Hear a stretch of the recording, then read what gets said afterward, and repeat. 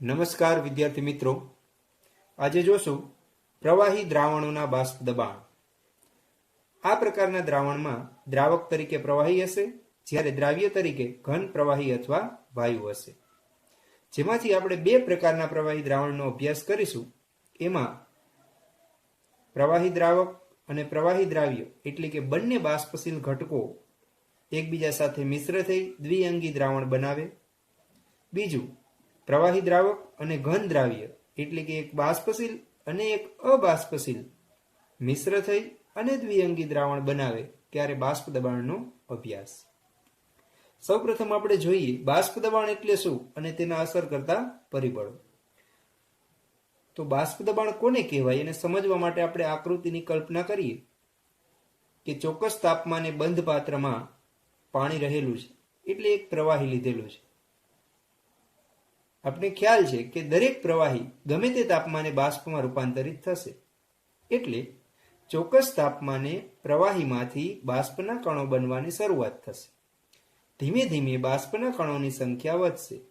આ સંખ્યા વધવાને કારણે આ કણો એકબીજા સાથે અને સપાટી સાથે અથડાઈને ફરીથી એ પ્રવાહીમાં રૂપાંતરિત થશે।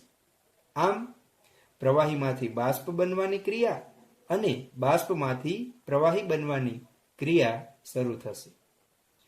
કોઈ ચોક્કસ સમયે પ્રવાહીમાંથી બાષ્પ અને બાષ્પમાંથી પ્રવાહી બનવાના વેગ સમાન થાય છે, જેને ગતિશીલ સમતુલન તરીકે ઓળખવામાં આવે છે। આ સ્થિતિમાં પ્રવાહીના કણો જેટલા બાષ્પમાં રૂપાંતરિત થાય છે તેટલી જ સંખ્યામાં બાષ્પના કણો પ્રવાહીમાં રૂપાંતરિત થશે। આમ બાષ્પના કણોની સંખ્યા સમતુલન સમયે અચળ રહેશે। આ બાષ્પના કણો વડે દ્રાવણની સપાટી ઉપર લાગતા દબાણને બાષ્પ દબાણ કહેવાય। તો આપને ખ્યાલ આવી ગયો હશે મિત્રો કે ચોક્કસ તાપમાને સમતુલનમાં રહેલી અવસ્થામાં બાષ્પના અણુઓ દ્વારા સપાટી પર જે અચળ દબાણ લાગે તે દબાણને બાષ્પ દબાણ કહેવાય। હવે અસર કરતા પરિબળો જોઈએ કે બાષ્પ દબાણ ઉપર પહેલું અસર કરતું પરિબળ છે તાપમાન। તો આકૃતિ જોઈને જ ખ્યાલ આવે છે કે જો આપણે તાપમાન વધારશું તો પ્રવાહીમાંથી બાષ્પ બનવાના અણુઓની સંખ્યા વધશે, એટલે બાષ્પ દબાણ વધશે। બીજું છે અણુઓ વચ્ચેનું આંતરઆણ્વીય આકર્ષણ બળ। હવે પ્રવાહીની અંદર રહેલા અણુઓ છે એમની વચ્ચેનું આંતરઆણ્વીય આકર્ષણ બળ જો ઓછું હશે, ઓછું હોય તો એ સરળતાથી બાષ્પમાં રૂપાંતરિત થાય। સરળતાથી બાષ્પમાં રૂપાંતરિત થાય તો બાષ્પના કણોની સંખ્યા વધશે અને સંખ્યા વધવાથી બાષ્પ દબાણ વધશે। એટલે આપણે કહી શકીએ કે આંતરઆણ્વીય આકર્ષણ બળ જેમ ઓછું હશે અણુઓ વચ્ચેનું, તેમ તેનું બાષ્પ દબાણ વધારે હશે। આથી ઉલટું જેમ આંતરઆણ્વીય આકર્ષણ બળ અણુઓ વચ્ચે વધુ હશે। હવે જોઈએ પ્રવાહી દ્રાવણના બાષ્પ દબાણ માટે રાઉલ્ટનો નિયમ, એટલે કે બે બાષ્પશીલ ઘટકોથી બનતા દ્વિઅંગી દ્રાવણ માટે રાઉલ્ટનો નિયમ। જો બે બાષ્પશીલ પ્રવાહીને ભેગા કરી અને દ્વિઅંગી દ્રાવણ બનાવેલું છે, તો આકૃતિ દ્વારા સમજીએ કે એક બાષ્પશીલ પ્રવાહીને ઘટક 1 વડે દર્શાવો, બીજા બાષ્પશીલ પ્રવાહીને ઘટક 2 વડે દર્શાવો। તો આકૃતિમાં દર્શાવ્યા મુજબ ચોક્કસ તાપમાને સમતુલન સ્થપાશે, જેમાં સમતુલન દરમિયાન ઘટક 1 માંથી બાષ્પ બનેલી હશે અને ઘટક 2 માંથી પણ બાષ્પ બનેલી હશે। એટલે દ્રાવણની સપાટી ઉપર ઘટક 1 અને ઘટક 2 બંને બાષ્પ અવસ્થામાં અસ્તિત્વ ધરાવતા હશે। શું કામ?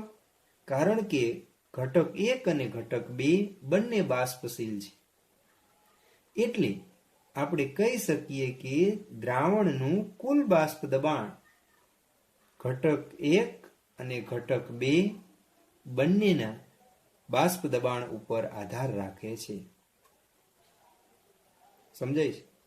એટલે સીધી વાત એવી થઈ કે દ્રાવણનું કુલ બાષ્પ દબાણ બંને ઘટકો ઉપર આધાર રાખશે. બરાબર. કેટલું થશે દ્રાવણનું બાષ્પ દબાણ? તો કે ઘટક 1 નું આંશિક દબાણ જો હું P1 કહું અને ઘટક 2 નું આંશિક દબાણ P2 કહું તો દ્રાવણનું કુલ બાષ્પ દબાણ બંનેના આંશિક દબાણના સરવાળા જેટલું થશે. બરાબર. તો હવે આંશિક દબાણ કેવી રીતે મેળવવા એના માટે રાઉલ્ટે નિયમ રજૂ કર્યો, જે મુજબ આપણે જોતા જઈએ. રાઉલ્ટે બંને ઘટકોના આંશિક દબાણ અને બંને ઘટકોના દ્રાવણમાં રહેલા મોલન્સ વચ્ચેનો જથાત્મક સંબંધ રજૂ કર્યો, જે રાઉલ્ટના નિયમ તરીકે ઓળખાય છે, જેને આપણે સામાન્ય સ્વરૂપે લખી શકીએ કે દ્રાવણના દરેક ઘટકનું આંશિક બાષ્પ દબાણ, એટલે કે દરેક ઘટકનું આંશિક બાષ્પ દબાણ દ્રાવણમાં રહેલા તેના મોલન્સને સમપ્રમાણમાં હોય છે. એટલે દરેક ઘટકનું આંશિક બાષ્પ દબાણ દ્રાવણમાં રહેલા તે ઘટકના મોલન્સને સમપ્રમાણમાં હોય. તો અહીં બે ઘટકો હોવાથી બંને ઘટકો માટે આપણે રાઉલ્ટનો નિયમ વિચારીએ તો ઘટક 1 માટે શું થશે કે ઘટક 1 નું આંશિક બાષ્પ દબાણ દ્રાવણમાં રહેલા ઘટક 1 ના મોલન્સને સમપ્રમાણમાં થાય. એટલે આપણે લખી શકીએ કે જો ઘટક 1 નું આંશિક બાષ્પ દબાણ P1 હોય અને દ્રાવણમાં તેના મોલન્સ X1 હોય તો P1 is proportional to X1 થશે. ચલનની નિશાની દૂર કરી અચળાંક મૂકીએ તો P1 બરાબર P10 into X1 થાય. જ્યાં P10 છે એ શુદ્ધ ઘટક 1 નું બાષ્પ દબાણ દર્શાવે છે. બરાબર. આવી જ રીતે તમે ઘટક 2 નું આંશિક દબાણ શોધી શકો. તો ઘટક 2 માટે આ જ નિયમ લાગુ પાડીએ તો શું થશે તો કે ઘટક 2 નું આંશિક દબાણ દ્રાવણમાં તેના મોલન્સને સમપ્રમાણમાં હશે. તો P2 is proportional to X2. ચલનની નિશાની દૂર કરી તો P2 is equal to P20 into X2. જ્યાં P20 છે એ શુદ્ધ ઘટક 2 નું બાષ્પ દબાણ દર્શાવે છે. શુદ્ધ ઘટક એટલે પાત્રની અંદર કોઈ એક જ ઘટક રહેલો હોય ત્યારે તેનું જે બાષ્પ દબાણ મળે તે શુદ્ધ ઘટકનું બાષ્પ દબાણ થશે. સમજાય છે? તો આને આપણે સમીકરણ 1 કહી અને આપણે સમીકરણ 2 કહીશું. હવે અહીંયા P10 છે એ શા માટે શુદ્ધ ઘટકનું બાષ્પ દબાણ દર્શાવે છે એ સમજવું હોય તો આપણે અહીંયા X1 ની કિંમત 1 લઈ લઈએ. માની લો X1 બરાબર 1 થાય તો શું થાય તો કે બાષ્પ દબાણ છે એ P10 જેટલું થઈ જાય. એટલે P10 છે એ શું છે શુદ્ધ ઘટકનું બાષ્પ દબાણ થશે. બરાબર. એવી જ રીતે આમાં પણ વિચારી શકાય કે જો હું X2 ની કિંમત 1 લઈશ તો દબાણ કેટલું થશે તો કે P20 જેટલું. એટલે P20 છે એ શું છે શુદ્ધ ઘટકનું બાષ્પ દબાણ. X2 ની કિંમત 1 લીધેલી છે એટલે એ શુદ્ધ ઘટક છે, એમાં કોઈ ઘટક મિશ્ર થયેલો નથી. બરાબર. તો આ બંને સમીકરણનો ઉપયોગ કરીએ અને કુલ દ્રાવણનું બાષ્પ દબાણ મેળવવા માટે ડાલ્ટનના નિયમ મુજબ આપણે લખી શકીએ કે કુલ બાષ્પ દબાણ બરાબર આંશિક બાષ્પ દબાણનો સરવાળો, એટલે P1 plus P2. P1 અને P2 ની કિંમત સમીકરણ 1 અને 2 માંથી મૂકી દઈએ તો કુલ બાષ્પ દબાણ થશે P10X1 વત્તા P20X2.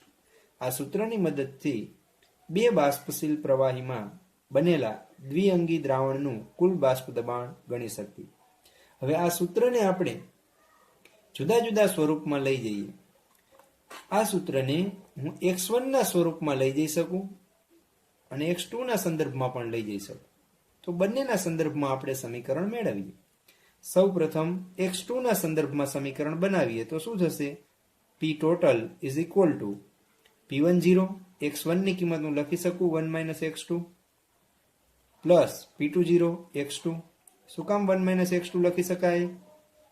કારણ કે X1 plus X2 is equal to 1 થશે દ્રાવણમાં રહેલા ઘટકોના મોલન્સનો સરવાળો 1 થાય. અહીં બે ઘટકો છે એટલે x1 + x2 = 1 થાય.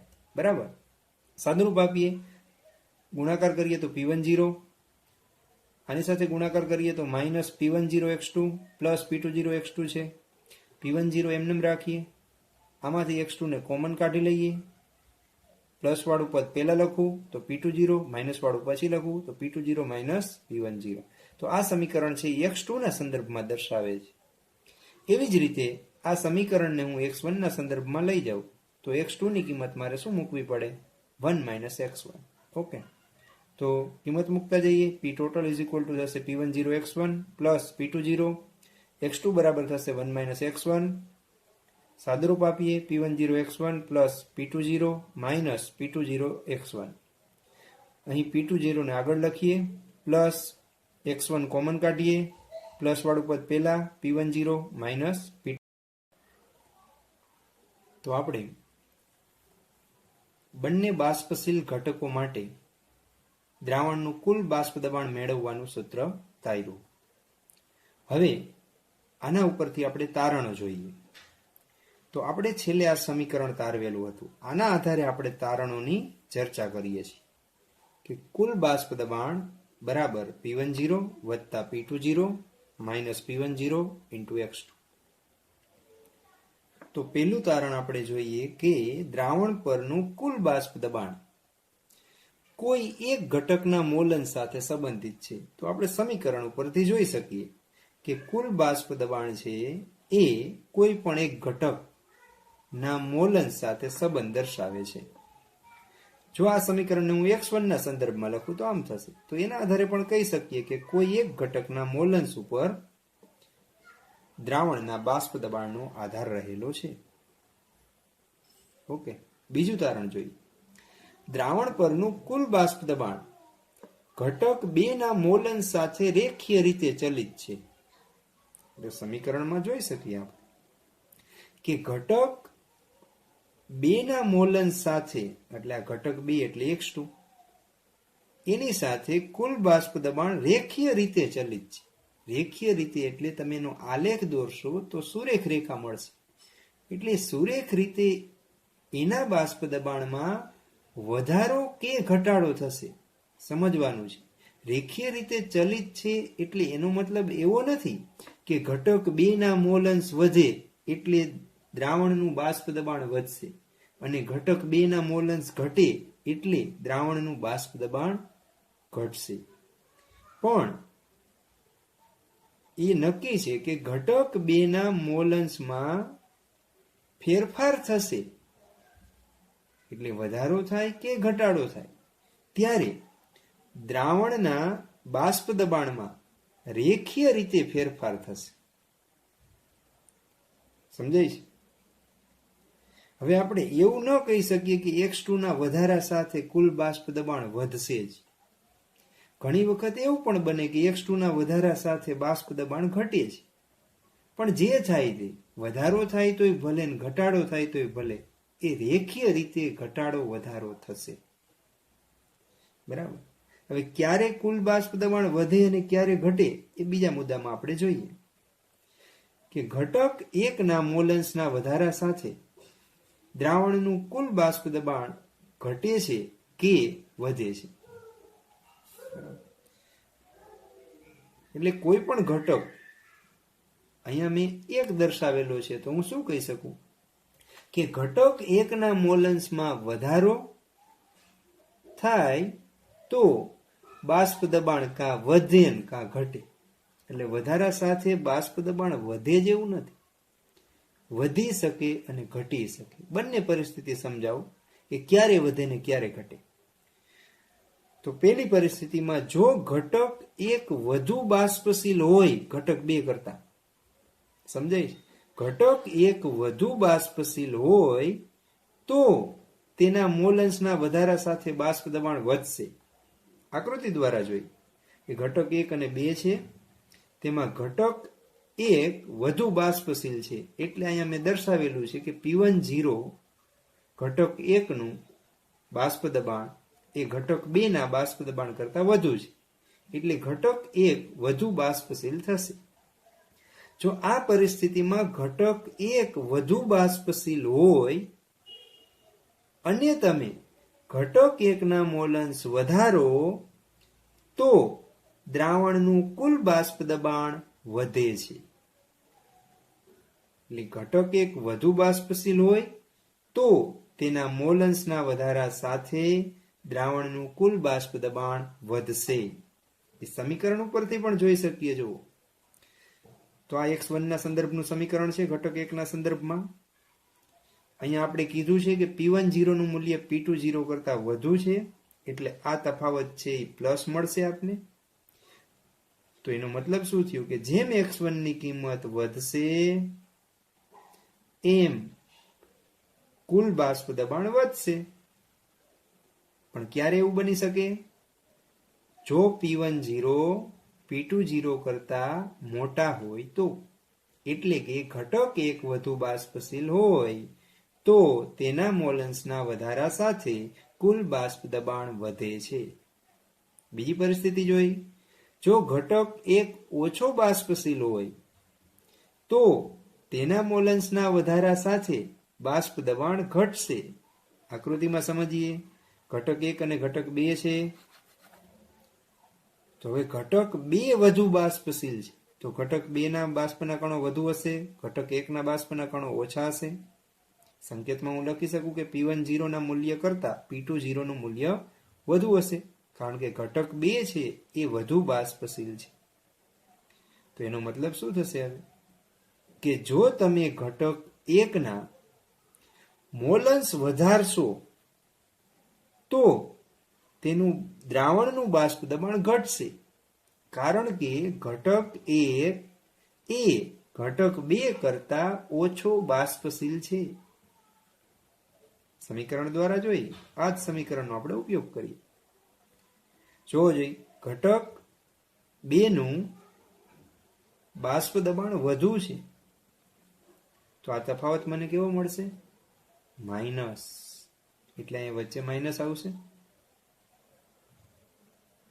સમજાય છે? હવે જો હું x1 ની કિંમત વધારીશ તો આ પદ મોટું થશે પણ માઇનસમાં હશે, એટલે કુલ બાષ્પ દબાણ ઘટે છે. સમજાણ?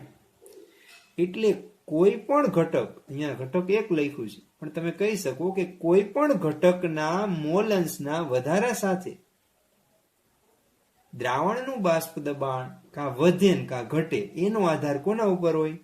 તો કે એનો આધાર કોણ વધુ બાષ્પશીલ છે તેના ઉપર હોય. જે વધુ બાષ્પશીલ હોય એના મોલન્સ વધે એટલે દ્રાવણનું કુલ બાષ્પ દબાણ વધે. સમજાય? જે વધુ બાષ્પશીલ હશે એના મોલન્સ વધારશો એટલે દ્રાવણનું કુલ બાષ્પ દબાણ વધશે. તો 3 તારણો આપણે બરાબર સમજી ગયા. ફરીથી જોઈ કે દ્રાવણનું કુલ બાષ્પ દબાણ છે એ કોઈ એક ઘટકના મોલન્સ સાથે સંબંધિત છે. બીજું જોયું, આ જ સમીકરણનો ઉપયોગ કર્યો મેં કે ઘટક 2 ના મોલન્સ સાથે દ્રાવણનું કુલ દબાણ છે એ રેખીય રીતે ચલિત છે. રેખીય રીતે ચલિત છે એટલે એનો આલેખ સુરેખ મળે છે. એમાં વધારો ઘટાડો છે એ સુરેખ રીતે થાય છે. બરાબર? ત્રીજું જોયું ઘટક 1 ના સંદર્ભમાં, તો એના માટે મેં આ સમીકરણનો ઉપયોગ કર્યો કે ઘટક 1 ના મોલન્સના વધારા સાથે દ્રાવણનું કુલ બાષ્પ દબાણ કાં વધે છે અથવા ઘટે છે. એનો આધાર કોના ઉપર હશે? કે એ ઓછું બાષ્પશીલ છે કે વધુ બાષ્પશીલ છે તેના. હવે આલેખ જોઈએ. તો આપણે સમીકરણ જોયું કે દ્રાવણનું કુલ બાષ્પ દબાણ P બરાબર P1 પ્લસ P2. એથી આગળ જોયું કે P બરાબર P10x1 પ્લસ P20x2. હવે આપણે એક જ આલેખમાં ઘટક 1, ઘટક 2 અને દ્રાવણના બાષ્પ દબાણનો આલેખ દોરીશું. તો સૌ પ્રથમ આપણે જોઈ ઘટક 1 માટેનું સમીકરણ આપણે જોયું P1 બરાબર P10x1. જો ઘટક 1 ના સમીકરણને હું y બરાબર mx પ્લસ c સાથે સરખાવું તો કહી શકું કે y અક્ષ તરીકે ઘટક 1 નું બાષ્પ દબાણ, x અક્ષ તરીકે ઘટક 1 ના દ્રાવણમાં મોલન્સ, એટલે આંશિક દબાણ ઘટક 1 નું અને દ્રાવણમાં ઘટક 1 ના મોલન્સનો આપણે આલેખ દોરીએ તો એ સીધી રેખા મળશે, જેમાં ઢાળનું મૂલ્ય P1 0 જેટલું થશે, આંતરછેદનું મૂલ્ય 0 થશે. એટલે એનો મતલબ એમ થયો કે આલેખમાં સીધી રેખા મળે છે જે આંતરછેદ 0 હોવાથી ઉગમ બિંદુમાંથી પસાર થશે. તો y અક્ષ ઉપર મેં બાષ્પ દબાણ લીધેલું છે અને x અક્ષ ઉપર મોલન્સ દર્શાવેલા છે. આ બંને બાજુ y અક્ષ જ રહેલી છે. આ પણ બાષ્પ દબાણ દર્શાવે છે, આ પણ બાષ્પ દબાણ દર્શાવે છે. બંને સાઈડ એટલા માટે લીધેલી છે કે એક જ આલેખ ઉપર ઘટક 1, 2 અને દ્રાવણ ત્રણેયના આલેખ સમજી શકાય. બરાબર. હવે અહીંયા મોલન્સ છે, તો મોલન્સમાં આ જગ્યાએ એટલે આ બિંદુએ ઘટક 1 ના મોલન્સ હું 0 લઉં છું. તો જેમ જેમ આમ જમણી બાજુથી ડાબી બાજુ આવીશ એમ ઘટક 1 ના મોલન્સ વધશે, એટલે x બરાબર 1 થશે. 1 થી વધારે મોલન્સ હોઈ શકે નહીં, એટલે અહીંયા આલેખ પૂરો થશે. બરાબર. હવે ઘટક 1 ની આપણે વાત કરીએ તો ઘટક 1 માટે જેમ એના મોલન્સ વધે એમ એનું આંશિક દબાણ વધવું જોઈએ. તો એનો આલેખ છે એ x1 ના વધારા સાથે વધે એવો આવે. પણ કેવી રીતે એ દોરી શકાય એ વધારે આગળ આપણે સમજીએ તો શું થશે? તો કે જો હું x1 ની કિંમત 0 લઈશ, એટલે કે ઘટક 1 ના મોલન્સ 0 હશે, તો P1 ની કિંમત 0 થશે. તો ઘટક 1 નું આંશિક બાષ્પ દબાણ 0 થશે. તો સ્વાભાવિક છે કે ઘટક 1 ના મોલન્સ 0 એટલે ઘટક 1 છે જ નહીં, તો એનું બાષ્પ દબાણ કાંઈ નથી થવાનું, 0 જ થવાનું છે. તો આલેખમાં એ બિંદુ તમને ક્યાં મળે? તો કે ઘટક 1 ના મોલન્સ અહીંયા 0 છે, ત્યારે આ બાષ્પ દબાણ છે એ 0 થશે, એટલે અહીંયા જ મળશે બિંદુ, એક બિંદુ મળે. બીજું બિંદુ વિચારીએ કે ઘટક 1 ના મોલન્સ 1 છે, તો 1 હશે તો તેનું આંશિક દબાણ કેટલું થશે? તો કે P1 બરાબર P1 0 જેટલું થશે, એટલે કે શુદ્ધ ઘટકના બાષ્પ દબાણ જેટલું થાય છે. તો એ પણ સ્વાભાવિક છે કે x1 1 હોય એનો મતલબ શું થયો? x1 1 એટલે એ ઘટક 1 જ છે, એમાં બીજો કોઈ ઘટક મિશ્ર થયેલો નથી, એટલે એનું આંશિક દબાણ કેટલું થશે? તો કે શુદ્ધ ઘટક P1 0 જેટલું થાય. તો આપણે કહી શકીએ કે x1 ની કિંમત 1 અહીંયા છે, તો x1 ની કિંમત 1 હશે ત્યારે એનું આંશિક દબાણ P1 0, એટલે આ બિંદુને હું P1 0 કહું છું. ગમે તે જગ્યાએ P1 0 ને દર્શાવી શકાય સમજવા માટે. સમજાઈ ગયું? તો આ બિંદુએ P1 0 મેં દર્શાવેલું છે. તો મારું બીજું બિંદુ થશે x1 બરાબર 1 હશે ત્યારે એનું આંશિક દબાણ P1 0 જેટલું થાય છે.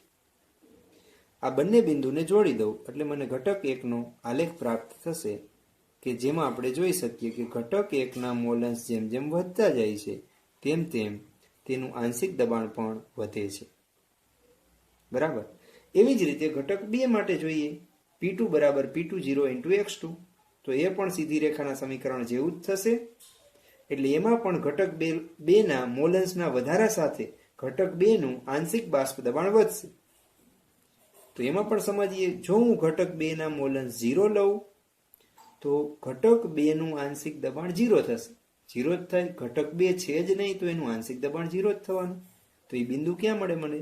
x2 બરાબર 0, અહીંયા છે x2 ની કિંમત 0, તો એનું બાષ્પ દબાણ 0, તો આ બિંદુ થશે. બીજું x2 ની કિંમત 1 લઈશ, 1 એટલે એ પોતે જ છે, બીજો કોઈ ઘટક એમાં મિશ્ર થયેલો નથી, તો મને આંશિક દબાણ કેટલું મળે? તો કે શુદ્ધ ઘટક જે છે એના આંશિક દબાણ જેટલું જ મળે, એટલે P2 બરાબર શું થાય? P2 0. તો જ્યારે x2 ની કિંમત 1 છે, આ જગ્યાએ 1 છે, ત્યારે મને બાષ્પ દબાણ P2 0 જેટલું પ્રાપ્ત થાય છે. મેં P2 0 ને ઉપર દર્શાવેલો છે P1 0 કરતા, નીચે પણ દર્શાવી શકાય, પણ આ પરિસ્થિતિમાં હું એમ કહી શકું કે P1 0 કરતા P2 0 ની કિંમત વધારે છે, એટલે કે ઘટક 1 કરતા ઘટક 2 વધુ બાષ્પશીલ હશે. તો આ બંને બિંદુને હું જોડી દઉં તો ઘટક 2 નો આલેખ મને સીધી રેખા મળે છે, જેમાં હું કહી શકું કે ઘટક 2 ના મોલન્સ જેમ જેમ વધે તેમ ઘટક 2 નું આંશિક બાષ્પ દબાણ વધે છે. સમજાઈ ગયું? હવે દ્રાવણ માટે આપણે જોઈએ તો દ્રાવણ માટેનું સમીકરણ આપણી પાસે છે કે કુલ દબાણ બરાબર P10 plus P20 minus P10 into X2. આ સમીકરણ સમજવા માટે લીધેલું છે. જો હું આને y બરાબર mx પ્લસ c સાથે સરખાવું તો કુલ દબાણ y થશે, P10 એ આંતરછેદ c થશે, P20 માઇનસ P10 એ m થશે એટલે ઢાળ થશે, અને X2 ઘટક 2 ના મોલન્સ એ x અક્ષ થશે. તો અહીંયા આપણે બાષ્પ દબાણ વિરુદ્ધ ઘટક 2 ના મોલન્સનો આલેખ દોરશું તો સીધી રેખા જ મળશે, પણ આ સીધી રેખા ઉગમ બિંદુમાંથી પસાર નહીં થાય, કારણ કે c નું મૂલ્ય અહીંયા 0 નથી. c નું મૂલ્ય P10 જેટલું છે, એટલે આલેખ P10 થી શરૂઆત કરશે. સમજાણું? હવે એના બિંદુ ક્યાં મળે જોઈ લઈએ આપણે. એકવાર x2 ની કિંમત હું 0 લઉં છું સમીકરણ, તો મને કુલ દબાણ કેટલું મળશે? P10 જેટલું. તો આલેખમાં આવું બિંદુ ક્યાં હોય કે x2 0 હોય, તો કુલ દબાણ P10 જોઈ લઈએ. x2 0 છે તો કે આ કુલ દબાણ છે એ P10, એટલે દબાણ P10 તો અહીંયા છે, તો આપણે આ બિંદુ મળ્યું. x2 ની કિંમત જો હું 1 લઈશ તો P10 plus P20 minus P10 cancel થશે, તો કુલ દબાણ મને મળશે P20 જેટલું. તો આવું બિંદુ ક્યાં મળે તો જોઈએ. x2 ની કિંમત જ્યારે 1 હોય ત્યારે કુલ દબાણ મને મળશે P20, એટલે આટલું મળે છે. આ બંને બિંદુને જોડી દઉં એટલે મને કુલ દબાણ P નો આલેખ પ્રાપ્ત થશે. સમજાઈ ગયું? તો આ ઘટક 1 નો આલેખ થશે, આ ઘટક 2 નો થશે, અને આ જે આલેખ છે એ દ્રાવણનો આલેખ થશે કે જે કુલ દબાણ દર્શાવે છે. એટલે એનો મતલબ શું થયો કે દ્રાવણનું બાષ્પ દબાણ કેટલું થાય તો કે ઘટક 1 અને ઘટક 2 ને તમે ગમે એવી રીતે મિશ્ર કરો તો દ્રાવણનું કુલ બાષ્પ દબાણ ઓછામાં ઓછું P10 જેટલું થાય અને વધુમાં વધુ P20 જેટલું થાય. આ સિવાય આ બંને વચ્ચેની પરિસ્થિતિમાં દ્રાવણનું કુલ દબાણ થશે. સમજાય છે? એટલે ઘટક 1 અને ઘટક 2 ના મોલન્સને તમે ગમે એવી રીતે મિશ્ર કરશો તો દ્રાવણનું કુલ દબાણ છે એ ઓછામાં ઓછું P10 જેટલું થશે અને વધુમાં વધુ P20 જેટલું થશે. સમજાઈ ગયું? હવે આ આલેખમાં ઘટક 1 ના મોલન્સ 0.5 હોય ત્યારે દરેક ઘટકના આંશિક દબાણ અને કુલ દબાણ ગણવાના થાય તો x અક્ષ ઉપર જ્યાં ઘટક 1 ના મોલન્સ 0.5 થાય તે બિંદુથી સીધી રેખા દોરવામાં આવે તો આપને દરેક ઘટકના આંશિક બાષ્પ દબાણ અને દ્રાવણનું કુલ બાષ્પ દબાણ મળી શકે. સૌપ્રથમ આપણે મેળવીએ ઘટક 1 નું આંશિક બાષ્પ દબાણ. તો આ બિંદુએથી સીધી રેખા ઘટક 1 ના ગ્રાફને ક્યાં છેદે છે તો કે B બિંદુએ. તો એનો મતલબ શું થયો કે ઘટક 1 નું આંશિક બાષ્પ દબાણ A થી B જેટલું થશે. એટલે હું લખી શકું કે P1 બરાબર AB થાય. એવી જ રીતે આ બિંદુથી સીધી રેખા દોરી તો એ ઘટક 2 ના આલેખને ક્યાં છેદે છે તો કે C બિંદુએ. તો આપણે કહી શકીએ કે ઘટક 2 નું આંશિક દબાણ AC જેટલું થશે. એટલે P2 બરાબર AC લખી શકાય. એવી જ રીતે આ સીધી રેખા છે એ દ્રાવણના કુલ દબાણના આલેખને ક્યાં છેદે છે તો D બિંદુએ. એટલે આપણે કહી શકીએ કે દ્રાવણનું કુલ બાષ્પ દબાણ P એ D જેટલું થશે. બરાબર? અને આપણે સમીકરણના સ્વરૂપમાં દર્શાવવું હોય તો કહી શકીએ કે કુલ બાષ્પ દબાણ P બરાબર ઘટક 1 નું આંશિક દબાણ વત્તા ઘટક 2 નું આંશિક દબાણ. આલેખ ઉપરથી આ મૂલ્ય મૂકીએ તો કુલ બાષ્પ દબાણ છે એ AD થશે, ઘટક 1 નું આંશિક દબાણ છે એ AB થશે અને ઘટક B નું અથવા તો ઘટક 2 નું આંશિક દબાણ છે એ AC જેટલું થશે. એટલે લખી શકીએ કે AD બરાબર AB પ્લસ AC. સમજાઈ ગયું? ત્યાર પછી જો આ પ્રકારની અવસ્થામાં દ્રાવણની સપાટી ઉપર રહેલા બાષ્પ કલામાં ઘટકોના મોલન્સ મેળવવા હોય તો ડાલ્ટનના આંશિક દબાણનો ઉપયોગ કરી બાષ્પ કલામાં દરેક ઘટકના મોલન્સ આપણે મેળવી શકીએ. હવે આ પ્રકારની પરિસ્થિતિમાં આપણે જાણીએ છીએ કે દ્રાવણમાં રહેલા ઘટક 1 ના મોલન્સને આપણે x1 વડે દર્શાવેલા છે, ઘટક 2 ના મોલન્સને x2 વડે દર્શાવેલા. દ્રાવણની સપાટી ઉપર રહેલા ઘટક 1 નું બાષ્પ દબાણ P1, ઘટક 2 નું બાષ્પ દબાણ P2 અને કુલ દબાણ P દર્શાવેલું છે. હવે આપણે કહી શકીએ કે ધારો કે બાષ્પ કલામાં ઘટક 1 ના મોલન્સને y1 વડે દર્શાવીએ અને ઘટક 2 ના મોલન્સને બાષ્પ કલામાં y2 વડે દર્શાવીએ. y એટલા માટે લીધેલા છે કે એકવાર આપણે દ્રાવણમાં ઘટકના મોલન્સને x વડે દર્શાવેલા છે એટલે અહીંયા બાષ્પ કલામાં એને y વડે દર્શાવી. સમજાઈ ગયું? તો આના આધારે આપણે જાણીએ છીએ કે ડાલ્ટનના આંશિક દબાણના નિયમ મુજબ બાષ્પ કલામાં કોઈ પણ ઘટકનું આંશિક બાષ્પ દબાણ તેના મોલન્સ અને કુલ દબાણના ગુણાકાર બરાબર થશે. એટલે બાષ્પ કલામાં મોલન્સ અને કુલ દબાણના ગુણાકાર બરાબર થશે. તો ઘટક 1 માટે સમીકરણ શું બનશે? ઘટક 1 નું આંશિક બાષ્પ દબાણ P1 બરાબર તેના બાષ્પ કલામાં મોલન્સ એટલે y1 ગુણ્યા કુલ દબાણ એટલે P ટોટલ. એવી જ રીતે ઘટક 2 માટે બનશે P2 બરાબર y2 ગુણ્યા P ટોટલ. આ સૂત્રનો ઉપયોગ કરીને બાષ્પ કલામાં ઘટક 1 અને ઘટક 2 ના મોલન્સ આપણે મેળવી શકીએ છીએ.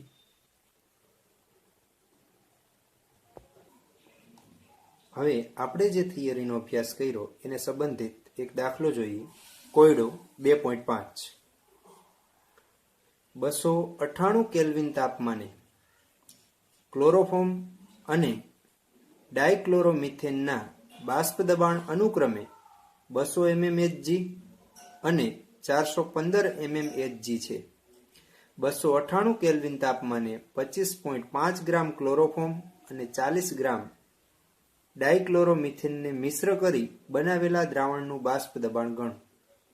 બીજો પ્રશ્ન છે બાષ્પ કલામાં દરેક ઘટકનો મોલન્સ ગણો. હવે પહેલા પ્રશ્નનો આપણે વિચાર કરીએ તો દ્રાવણનું બાષ્પ દબાણ ગણવાનું છે. બરાબર. અહીં દ્રાવણમાં બે ઘટકો છે અને બંને ઘટકોના બાષ્પ દબાણ આપેલા છે. તો ડાયક્લોરોમિથેન માટે હું એના બાષ્પ દબાણને P10 વડે દર્શાવું કે જે શુદ્ધ ઘટકનું બાષ્પ દબાણ દર્શાવે છે 415 mmHg. ક્લોરોફોર્મના બાષ્પ દબાણને P20 વડે દર્શાવું 200 mmHg. એટલે બંને ઘટકો બાષ્પશીલ છે એટલે રાઉલ્ટના નિયમ મુજબ બંને બાષ્પશીલ ઘટકોમાં કુલ બાષ્પ દબાણ કેટલું થાય? કેટલું થશે તો એ આપણે શીખી ગયા. P બરાબર P1 પ્લસ P2 અથવા તો P બરાબર P10x1 પ્લસ P20x2 જેટલું થાય. એટલે આ મૂલ્ય આપણે ગણવાનું છે. તો એના માટે આપણે કઈ વસ્તુની જરૂર પડશે એ રકમમાંથી મેળવી કિંમત મૂકી અને જવાબ મેળવશું. સમજાણું? તો આ આપણું છેલ્લું સ્ટેપ થશે, વિચારવાનું પહેલું સ્ટેપ થશે. બરાબર. તો P10 ની કિંમત આપેલી છે, P20 ની આપેલી છે. x1 એટલે ઘટક 1 ના મોલન્સ ગણવા પડશે, x2 એટલે ઘટક 2 ના મોલન્સ ગણવા પડશે.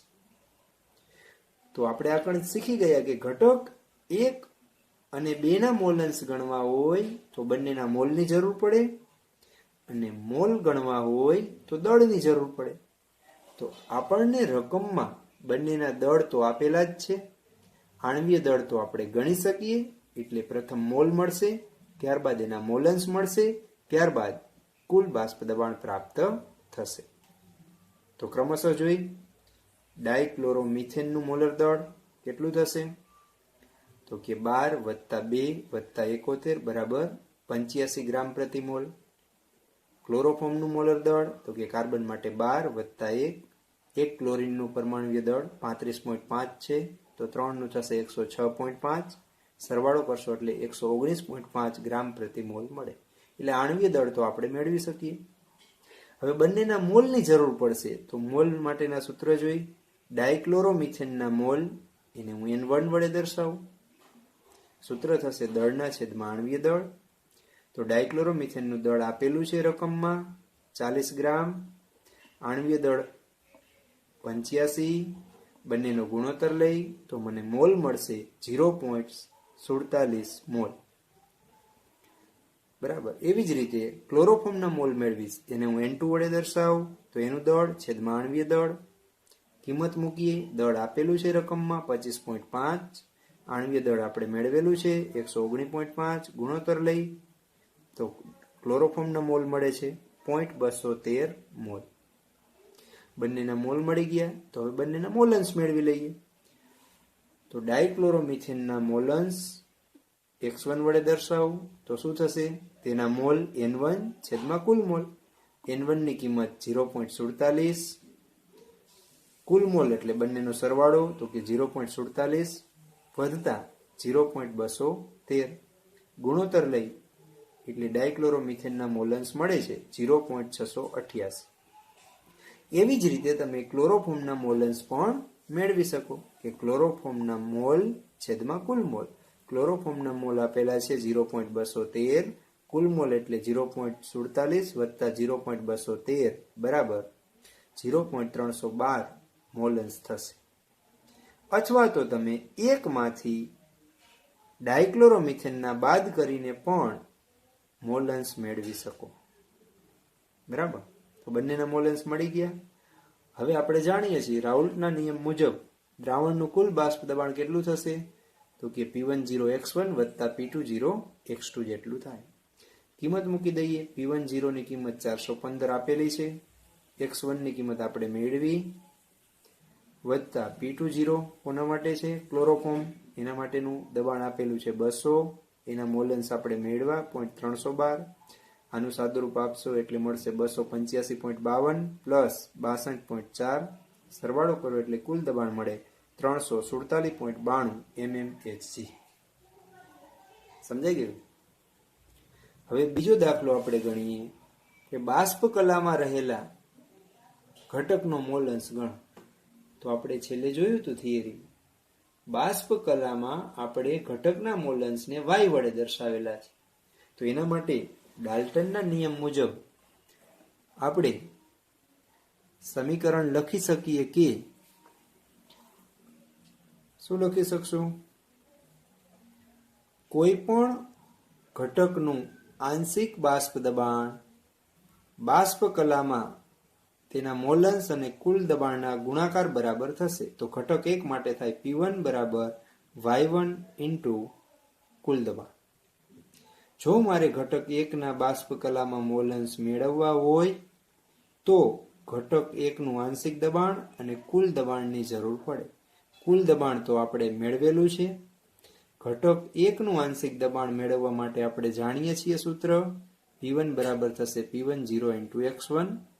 P10 ની કિંમત 415 આ જ કિંમત છે, એટલે જવાબ પણ મારો એ જ આવવાનો છે, પણ મેં અહીં ગણતરી દર્શાવેલી છે કે P1 બરાબર P10X1. કિંમત મૂકીએ તો 285.52 mmHg P1 નું મૂલ્ય આવશે.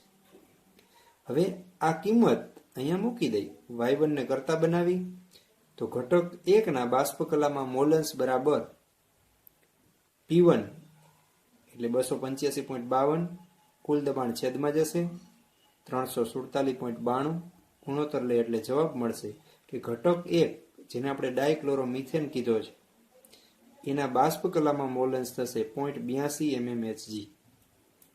હવે એવી જ રીતે ઘટક 2 માટે સૂત્ર લખી શકીએ P2 બરાબર Y2 ઇન્ટુ P કુલ. એમાં P કુલનું મૂલ્ય તો છે જ. P2 નું મૂલ્ય મેળવવું હોય એટલે ઘટક 2 નું આંશિક બાષ્પ દબાણ ગણવું હોય તો સૂત્ર છે P20 ઇન્ટુ X2. તો P20 ની કિંમત 200 છે, આ જ કિંમત મળવાની છે. X2 ની કિંમત 0.312 ગુણાકાર કરશું એટલે 62.4 mmHg મૂલ્ય મળશે. આ કિંમત આ સમીકરણમાં મૂકી દઈ એટલે સોલ્વ થશે પ્રશ્ન. Y2 બરાબર P2 એટલે 62.4 છેદમાં કુલ બાષ્પ દબાણ 347.92 ગુણોત્તર લઈ એટલે Y2 ની કિંમત મળે 0.18 mmHg, જે ક્લોરોફોર્મનું બાષ્પ કલામાં મોલન્સ દર્શાવે છે. બરાબર. અથવા તો તમે કહી શકો કે એકમાંથી ઘટક 1 ના મોલન્સ બાદ કરો એટલે ઘટક 2 ના મોલન્સ મળે. તો 1 માંથી 0.82 બાદ કરશો તો પણ તમને 0.18 ઘટક 2 ના મોલન્સ પ્રાપ્ત થશે. તો આ રીતે ગમે ત્યારે બાષ્પ કલામાં તમારે ઘટકના મોલન્સ મેળવવા હોય ત્યારે ડાલ્ટનના આપેલા સૂત્રનો ઉપયોગ કરી ગણતરી કરી અને આપણે મેળવી શકીએ. ઓકે.